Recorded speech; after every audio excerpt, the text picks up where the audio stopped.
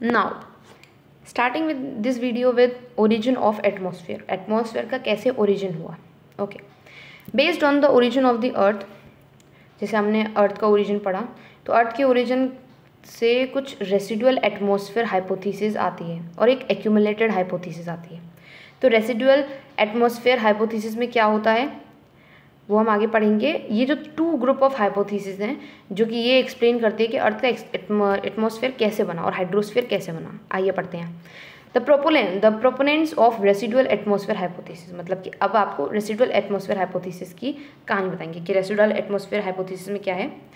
इसकी according atmosphere और hydrosphere residual material से बनते हैं। जो रेसिडुअल मटेरियल्स अर्थ के बनने से पहले थे, मतलब जो हमारी प्रिमिटिव अर्थ थी उसके जो रेसिडुअल मटेरियल्स थे उनसे हमारा एटमॉस्फेयर और हाइड्रोस्फीयर बना, ऐसा इस थ्योरी में है। ठीक है, the proponents of residual atmospheric theory believe that the atmosphere and hydrosphere are formed by the residual material from the primitive atmosphere that envelops the earth. However, the hypothesis failed to explain the presence of the very small amount of inert gases.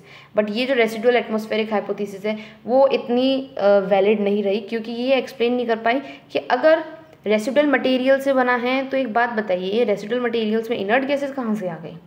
तो ये explanation वो नहीं दे पाए। आगे बढ़ते हैं। Accumulated atmospheric hypothesis में क्या है। The proponents of accumulated atmosphere hypothesis believe कि atmosphere and the hydrosphere have accumulated from degassing the earth's interior and through the chemical reaction. इस थ्योरी के हिसाब से अर्थ के अंदर कुछ केमिकल रिएक्शंस हुई जिसकी वजह से दोबारा से गैसेस प्रोड्यूस हुई।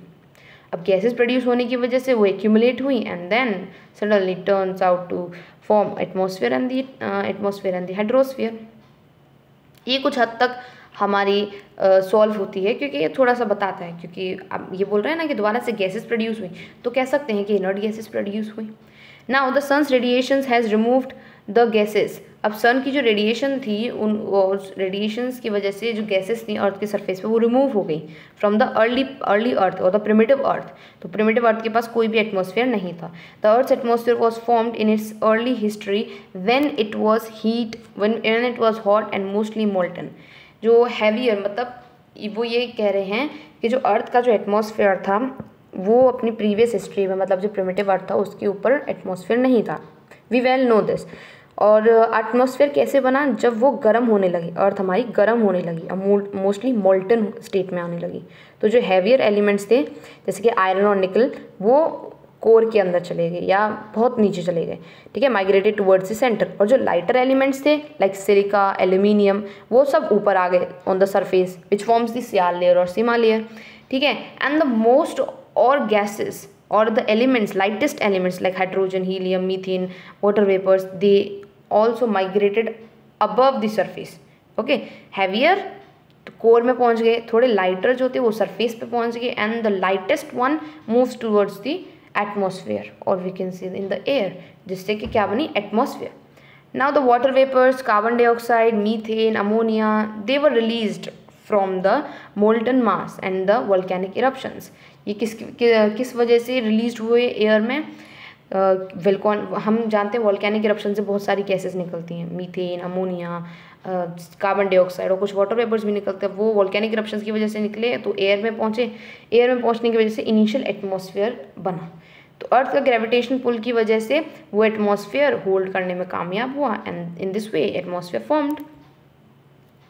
Now helium and hydrogen being the lightest gaseous elements escaped from the earth and were lost into the space. अब हीलियम और हाइड्रोजन लाइटेस्ट हैं, सबसे ज़्यादा लाइटेस्ट गैशियस एलिमेंट्स हैं, तो वो अर्थ से एस्केप, मतलब कि अर्थ से निकल गए, अर्थ के कोर में से या अर्थ के अंदर से निकल के स्पेस में पहुंच गए। एंड ऑक्सीजन जो था वो कंबाइंड हो गया अमोनिया से एंड मीथेन से, जिससे कि water, nitrogen, carbon dioxide and further more compounds बने। जितने ज़्यादा ऑक्सीजन एटम कंबाइन होते गए उतने ज़्यादा और चीज़ें बनती गई, और 3 ऑक्सीजन कंबाइन होने की वजह से ओजोन लेयर भी बनी, जिसकी वजह से वो हमें वो सन की हार्मफुल रेस से भी बचाने लगी। तो इस तरीके से हमारा एटमॉस्फेयर क्रिएट हुआ। ठीक है, तो in this way atmosphere created. एक बार रिवाइंड, थोड़ा रिविजन कर लेते हैं। तो जो हमारे एटमॉस्फेयर की जो ओरिजिन थ्योरी है वो 2 थ्योरी पे बेस्ड होती है, रेसिडुअल एटमॉस्फेरिक थ्योरी और एक्यूमुलेटेड। रेसिडुअल में क्या बोलते हैं कि जो हमारा प्रिमिटिव अर्थ रहा होगा उसकी जो कुछ रेसिडुअल मासेस होंगी उसकी हेल्प से हमारा अर्थ का एटमॉस्फेयर बना। बट ये फेल हो गई क्योंकि ये प्रूव नहीं कर पाई कि अगर ऐसा हुआ तो small amount of inert gases कहाँ से आ गई। नेक्स्ट, एक्यूमुलेटेड एटमॉस्फेयर हाइपोथेसिस ये बताती है कि जो एटमॉस्फेयर है वो अर्थ के दोबारा से गैसेस प्रोड्यूस होने की वजह से बना, उसमें जो और केमिकल रिएक्शंस हुई उसकी वजह से बना। और वो केमिकल रिएक्शन किसकी वजह से हुई? सन की रेडिएशंस की वजह से हुई। जब अर्थ बहुत ज़्यादा गर्म होने लगी तो जो हैवियर पार्टिकल्स थे, हैवियर एलिमेंट्स थे, वो उसके कोर में पहुँच के, सेंटर में पहुँच के, जो थोड़े से लाइटर वन थे वो क्रस्ट को फॉर्म कर गए या सरफेस पे पहुँच गए, और जो लाइटेस्ट थे वो एयर में पहुँच गए।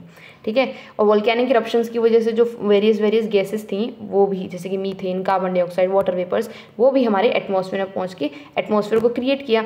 अब एटमॉस्फेयर जो था वो किसकी वजह से होल्ड करने में कामयाब हुआ? Because of the gravitational pull. And furthermore combination of the oxygen, ozone layer का भी फॉर्मेशन हो गया जो कि और ज़्यादा हमें प्रोटेक्ट करने लगा फ्रॉम द सन्स रेडिएशंस।